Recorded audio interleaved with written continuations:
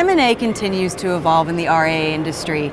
I'm joined by Jim Dickson to learn more. Jim, welcome. Thanks, Shannon. It's great to be with you. Absolutely. So obviously a broad topic, M&A. So let's break it down a little bit. How have you seen this space evolve? You know, I think it's evolving as both buyers and sellers get more educated and as it gets more mature as an industry.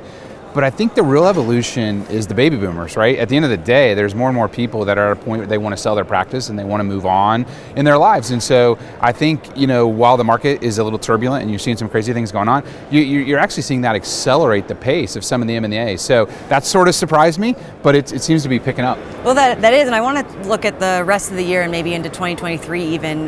How do you see maybe the space shifting, or what trends are you following there? Yeah, so let's put ourselves in the buyer's shoes for a minute. And I think the buyer is looking for quality, right? And the seller is saying to themselves for the first time, hey, we had this bull market for 12 years. Things were pretty good. And now the market's going down. Do I want to sell now and beat the market going down, or do I want to wait it out? And so I think there's a little bit of tug of war going on between sellers in their mind right now, but what we're seeing over the last, let's call it 30, 60, 90 days, is more and more people that are testing the waters. And so I think 2022 is going to be strong, but I think 2023 is going to be a record year.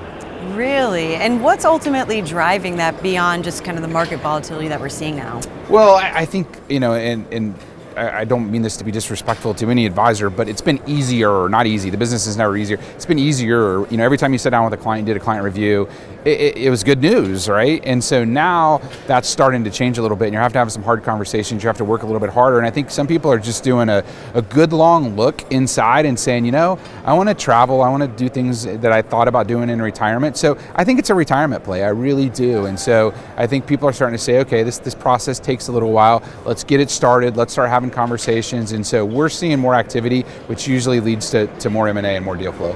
And how is Sanctuary Wealth specifically helping advisors navigate through the M&A landscape? You know, we've got a team of advisors all over the United States, right? I think we're in 24 states now. And so we're able to put in front of them a plethora of teams to say, what's the right fit? Because one thing about advisors is they love their clients and they care about them, right? And so if they're going to retire and they're going to pass them on, they want to pass them on to somebody who's not only good, but thinks, looks, and treats the clients like they do. And so I think what Sanctuary is able to do is give them a wide swath of options to say, hey, look, is this the right fit for your client? Are they going to treat them like you always have? And I think from a seller's perspective, they really like that. And what is an advisor's biggest challenge when it comes to M&A? You know, if they're just thinking about it getting started, it can be kind of overwhelming.